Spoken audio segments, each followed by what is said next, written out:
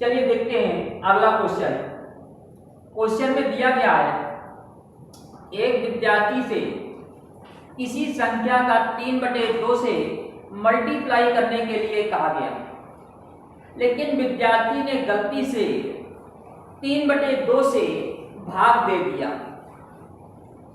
जिससे उसका परिणाम सही परिणाम से 10 कम प्राप्त होता है, तो संख्या बताइए।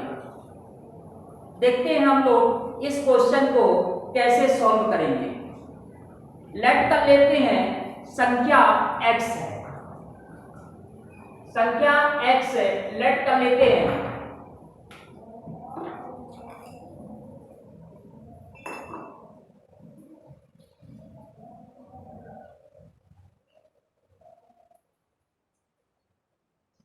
विद्यार्थी से कहा गया था 3/2 से मल्टीप्लाई करके बताइए, तो ये उसका सही आंसर होना चाहिए था, लेकिन उसने 3/2 से डिवाइड कर दिया, ये उसका गलत आंसर है। और क्वेश्चन में कहा गया उसका परिणाम सही परिणाम से 10 कम है, सही परिणाम से 10 कम है। अब इसको हम लोग सॉल्व कर लेते हैं, एलसीएम लेते हैं 6 यानी कि 9x 4x और 10, ये आ गया 5x बराबर 10 इंटू 6 5 2 x बराबर 12, यही इसका आंसर होगा। इस क्वेश्चन को एक बार फिर देखते हैं हम लोग। क्वेश्चन में कहा गया था एक कोई संख्या है, विद्यार्थी से 3/2 से मल्टीप्लाई करने के लिए कहा गया, लेकिन उसने गलती से 3/2 से डिवाइड कर दिया। इसको हम सॉल्व करेंगे तो 2x/3। क्वेश्चन में कहा गया है कि परिणाम उसके सही परिणाम से 10 कम है, तो सही वाला ये है और गलत वाला ये है, दोनों का डिफरेंस 10 है। इसको हम सॉल्व करेंगे, आंसर होगा x बराबर 12। आइए देखते हैं अगला क्वेश्चन। अगले क्वेश्चन में कहा गया है विद्यार्थी से किसी संख्या का 5/16 ज्ञात करने के लिए कहा गया, गलती से उसने उस संख्या का 5/6 ज्ञात कर दिया, जिससे उसका परिणाम सही परिणाम से 250 अधिक है, तो संख्या बताइए। देखते हैं उसी टाइप का क्वेश्चन है। मान लेते हैं संख्या x है, संख्या x है तो 5/16 ये सही परिणाम है, लेकिन उसने क्या किया है 5/6 ज्ञात किया है, ये गलत परिणाम। और कहा गया उसका परिणाम सही परिणाम से 250 अधिक है। अब इसको हम लोग सॉल्व कर लेते हैं। एलसीएम लेंगे 48 यानी कि 6 और 8 यानी कि 40x और 16 3 15x बराबर 250, यानी कि 40 - 15 25x बराबर 250 इंटू 25 से 25 कट जाएगा, x बराबर 480, यही इसका आंसर है। अब देखते हैं अगला क्वेश्चन, भिन्नों पर आधारित क्वेश्चन कैसे सॉल्व करते हैं।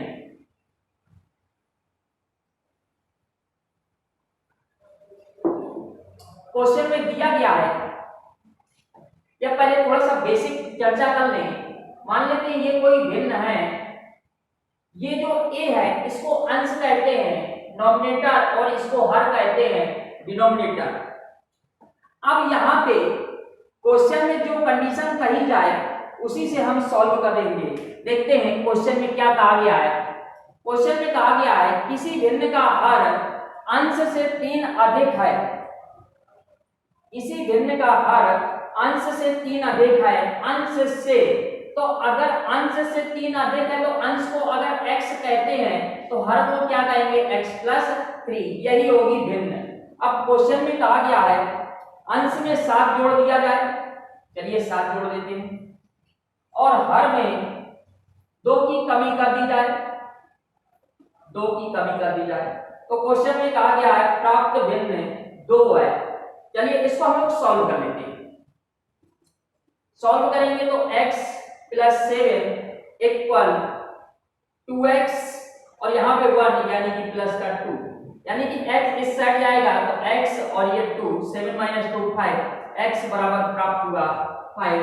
इसका मतलब यहाँ पे 5 और ये होगा 8, यानी इसका आंसर होगा 5/8। लेकिन क्वेश्चन में पूछा गया है कि इसके अंश और हर का योग कितना होगा, तो अंश और हर का योग होगा कितना 8 5 13, यही इसका आंसर होगा। अब देखते हैं अगला क्वेश्चन। क्वेश्चन में कहा गया एक भिन्न के अंश तथा हर दोनों में 2 जोड़ने पर 9/11 बन जाती है, और अगर दोनों में 3 जोड़ देते हैं तो 5/6 बन जाती है। भिन्न क्या? पहली बात तो यहाँ पे इस क्वेश्चन को आप लोग ऑप्शन की हेल्प से भी सॉल्व कर सकते हैं और बेसिक तरीके से भी सॉल्व कर सकते हैं। पहले मैं बात करूं ऑप्शन से। ऑप्शन से कैसे सॉल्व करेंगे? जिस ऑप्शन में दोनों कंडीशन फॉलो हो जाएं वही इसका आंसर होगा। देखते हैं, पहला ऑप्शन दिया 7/9, दूसरा ऑप्शन दिया गया है 3/7, तीसरा ऑप्शन दिया गया 5/9 और चौथा ऑप्शन दिया गया 7/10। क्वेश्चन में पहले कहा गया था अंश और हर दोनों में 2 जोड़ दिया जाए। मान लेते हैं ये थोड़ी देर के लिए हम इस ऑप्शन को चेक करते हैं। दोनों में 2 जोड़ेंगे तो 7 2 9 और 9 2 11। इससे फर्स्ट कंडीशन 9/11 क्वेश्चन में कहा भी गया है। अब बात करें सेकंड कंडीशन की। सेकंड कंडीशन में कहा गया है दोनों में 3 जोड़ दिया जाए, 7 3 10 और 9 3 12। इसका मतलब यहाँ पे 5/6, ये भी कंडीशन फॉलो हो रही है। इसका आंसर क्या होगा? 7/9। देखते हैं अगला क्वेश्चन कैसे सॉल्व करेंगे। अगले क्वेश्चन को भी हम लोग ऑप्शन से सॉल्व कर सकते हैं। देखते हैं कैसे ऑप्शन से सॉल्व करेंगे, फिर मैं बेसिक कॉन्सेप्ट बताऊंगा। पहले तो 4 ऑप्शन लिख लेते हैं। 3/8, 3/7, 4/8 और 2/7। चलिए चेक करते हैं हम लोग कैसे इसको सॉल्व करेंगे। देखते हैं कंडीशन में क्या कहा गया। एक भिन्न का अंश उसके हर से 4 कम है। अंश हर से 4 कम नहीं है, हर से 5 कम है, ये तो होगा नहीं। अंश हर से 4 कम है, 4 3 7 ये हो सकता है, 4 कम है ये भी हो सकता है, लेकिन ये भिन्न का रूप नहीं होगा, और ये 5 2 7 ये नहीं होगा। इसका मतलब इसका आंसर क्या होगा? 3/7। लेकिन हम इसको चेक करते हैं कैसे, देखते हैं। यदि अंश में 2 घटा दिया जाए, ठीक है, अंश में 2 घटा दिया, फिर कहा गया है हर में 1 बढ़ा दिया जाए और हर में 1 बढ़ा दिया जाए, तो यहाँ पे 1/8 और यहाँ पे कहा गया है अंश 8 गुना हो जाता है। हर अंश का 8 गुना हो जाता है, हर अंश का 8 गुना हो जाता है। ये कंडीशन फॉलो कर रही है। लेकिन हम अब बात करें बेसिक से कैसे सॉल्व करेंगे, तो देखते हैं। पहली कंडीशन में कहा गया है अंश उसके हर से 4 कम है।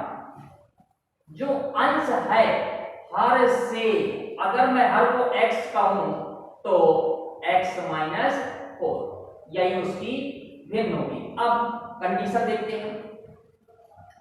क्वेश्चन में कहा गया है अंश में 2 माइनस कर दें, ठीक है, माइनस का 2 कर दें, और हर में 1 प्लस कर दें, ठीक है, 1 प्लस कर दें, तो प्राप्त अंश हर जो है अंश का 8 गुना हो जाता है, अंश का 8 गुना हो जाता है। अब इसको सॉल्व करते हैं। 8x और ये रिजल्ट आया -6 48 48, और ये बराबर में आ गया यहाँ पे x + 1।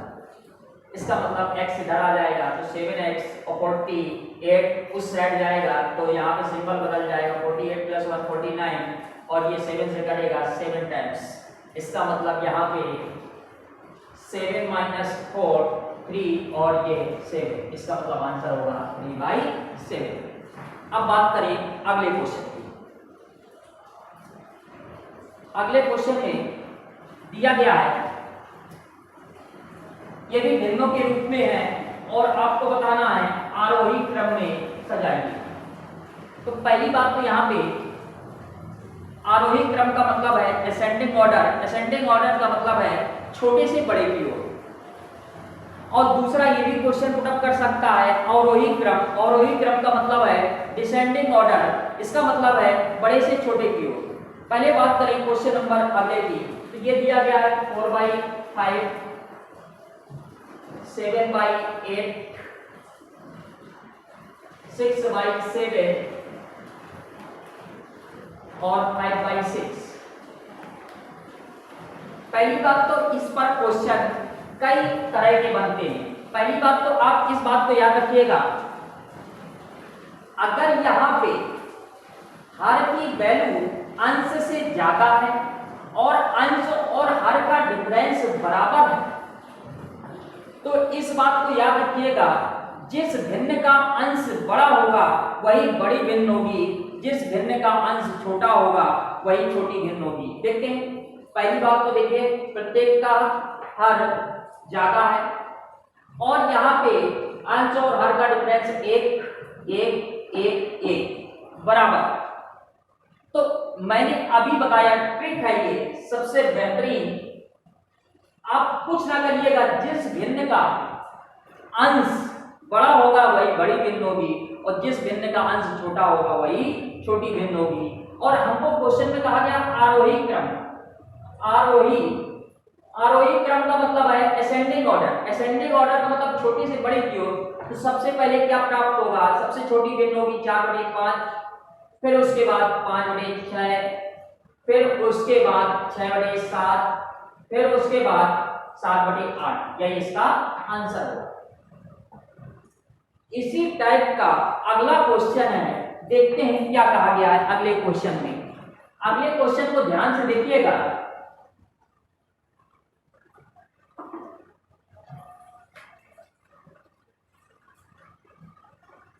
क्वेश्चन में कहा गया है 3/5, 7/9 और 11/13 और आपसे पूछा गया है अवरोही क्रम। अवरोही क्रम का मतलब है डिसेंडिंग ऑर्डर, बड़े से छोटी की ओर। पहले तो हम देखते हैं यहाँ पे जो नियम बताया था, हर अंश से ज्यादा पहला नियम पालन कर रहा है।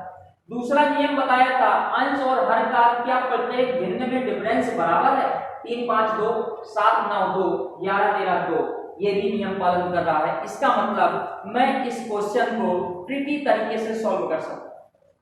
जिस भिन्न का अंश बड़ा होगा वह बड़ी भिन्न होगी, जिस भिन्न का अंश छोटा होगा वह छोटी भिन्न होगी। तो हमसे कहा गया है अवरोही क्रम यानी कि डिसेंडिंग ऑर्डर।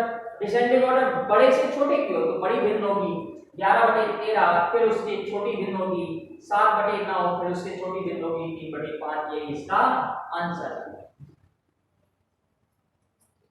अब देखते हैं अगला क्वेश्चन। अगले क्वेश्चन में क्या कहा गया है,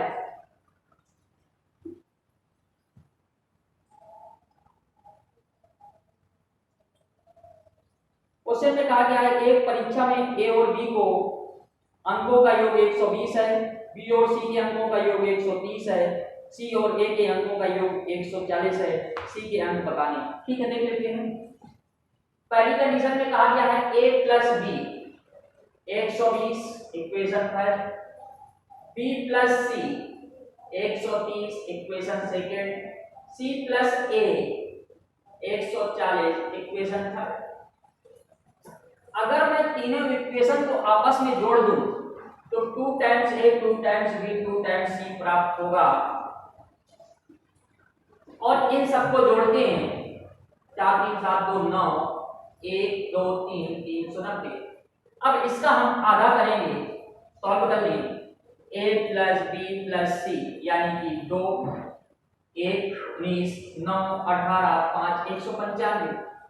अब यहाँ पे बात करें सी की वैल्यू पूछी गई है, तो सी की वैल्यू पूछी गई है तो इस पे आप रख सकते हैं, यानी कि 120 में ऐसा क्या जोड़े कि 195 प्राप्त हो जाए। तो यहाँ पे 70 5 जोड़ देंगे तो यहाँ पे प्राप्त हो जाएगा 195। इसका मतलब सी का आंसर क्या होगा, इस क्वेश्चन का आंसर होगा 75। इसका मतलब सी को प्राप्तांक 75। अब देखते हैं अगला क्वेश्चन। अगले क्वेश्चन में कहा गया है 3 से विभाजित होने वाली 3 क्रमागत विषम प्राकृतिक संख्याओं का योग 72 है, इनमें सबसे बड़ी संख्या बताइए। देखते हैं कैसे सॉल्व करेंगे। लेट कर लेते हैं 3 से विभाजित होने वाली सबसे छोटी विषम संख्या x है, तो दूसरी होगी x प्लस 3, तीसरी होगी x प्लस 6। अब क्वेश्चन में कहा गया इन सब का योग 72 है, चलिए जोड़ लेते हैं। x 3x और 6 3 9 बराबर 72। अब देखते हैं यहाँ पे 3x बराबर, अगर मैं 72 माइनस करूं यहाँ पे 63, 72 माइनस 9, ठीक है। अब यहाँ पे x बराबर क्या प्राप्त होगा देखते हैं। 3 से डिवाइड करेंगे तो 21 प्राप्त होगा। इसका मतलब पहला 21, 24 और 27। और आपसे क्वेश्चन में पूछा गया है सबसे बड़ी संख्या बताइए, तो सबसे बड़ी संख्या क्या होगी, 27। फिर देखते हैं इसी क्वेश्चन को। क्वेश्चन में कहा गया है 3 से विभाजित होने वाली विषम संख्याओं का योग 72 है, तो सबसे बड़ी संख्या बताइए। तो मैंने कहा 3 से विभाजित होने वाली सबसे छोटी संख्या x है, फिर x प्लस 3, फिर x प्लस 6। स्टेटमेंट में कहा गया है इन सब का योग 72 है, तो इन सबको जोड़ेंगे 3x प्लस 9 बराबर 72, 3x बराबर 72 माइनस 9 63, x बराबर 21, यानी कि पहली संख्या होगी 21, दूसरी होगी 24, तीसरी होगी 27। और आपसे कहा गया सबसे बड़ी संख्या, तो सबसे बड़ी संख्या होगी 27। देखते हैं अगला क्वेश्चन। अगले क्वेश्चन में कहा गया है 3 क्रमागत सम पूर्णांक का योग 54 है, इनमें सबसे छोटा पूर्णांक बताइए। देखते हैं, मान लेते हैं सम पूर्णांक सबसे छोटा x है। अगर x सबसे छोटा सम पूर्णांक है तो अगला क्या होगा, तो x प्लस 2 होगा, फिर अगला क्या होगा, x प्लस 4 होगा। और यहां पे कहा गया इन सब का योग है 54। चलिए जोड़ देते हैं। 3x प्लस 6 बराबर 54, 3x बराबर 54 माइनस 6 48, x बराबर 16। अब x बराबर अगर 16 आ गया तो ये होगा 16, ये होगा 18 और ये होगा 20। लेकिन आपसे पूछा गया सबसे छोटा पूर्णांक, तो सबसे छोटा पूर्णांक होगा 16। बस इस बात को याद रखिएगा। यहाँ पे पहली बात तो अगर आपसे कहा जाए गुणज के रूप में, तो गुणज के रूप का मतलब है कि पहली x मानेंगे और जिसका गुणज कहेगा उतना ही जोड़ेंगे। अगर सम के रूप में कहा जाए तो पहले तो x मानेंगे, फिर उसके बाद x plus 2, x plus 4, x plus 6, इस तरह से आगे बढ़ेंगे। विषम के रूप में भी कहा जाए तो यही रूप अपनाना है, x, x plus 2, x plus 4, x plus 6। लेकिन अगर नेचुरल नंबर के बारे में कहा जाए तो x, x plus 1, x plus 2, x plus 3 इस रूप में लगाना है। अब देखते हैं अगला क्वेश्चन।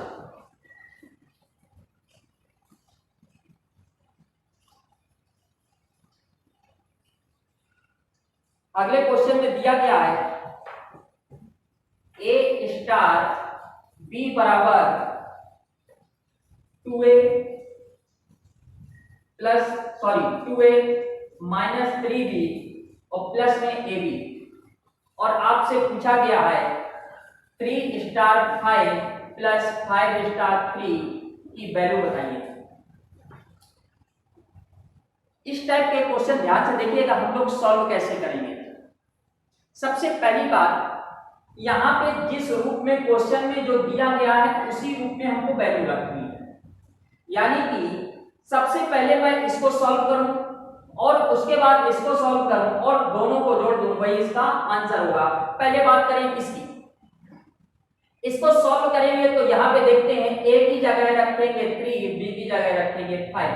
देखते हैं यहाँ पे क्या दिया गया है 2a, यानी कि 2 वैल्यू a की वैल्यू 3 रखेंगे तो ये आ जाएगा 6, माइनस b की जगह 5 रखेंगे तो 5 into 3 15, और प्लस इन दोनों का आपस में मल्टीप्लाई करेंगे तो 15, ये कट जाएगा, इसका मतलब 6, इसकी वैल्यू क्या प्राप्त हुई 6। अब इसकी वैल्यू देखते हैं, इसकी वैल्यू देखेंगे तो a की जगह 5 रखेंगे और b की जगह 3 रखेंगे। अब रखते हैं वैल्यू, यहाँ पे अगर 5 रखते हैं तो 5 into 2 10, माइनस अगर 3 रखते हैं तो 3 into 3 9, प्लस आपस में मल्टीप्लाई करेंगे तो 5 into 3 50। अब इसको हम लोग सॉल्व करते हैं, 15 10 25, और 25 में 9 माइनस करेंगे तो क्या प्राप्त होगा 16। अब यहाँ पे हम लोग इसको कैसे सॉल्व करेंगे तो दोनों जोड़ दें तो 16 6 22, ये इसका आंसर।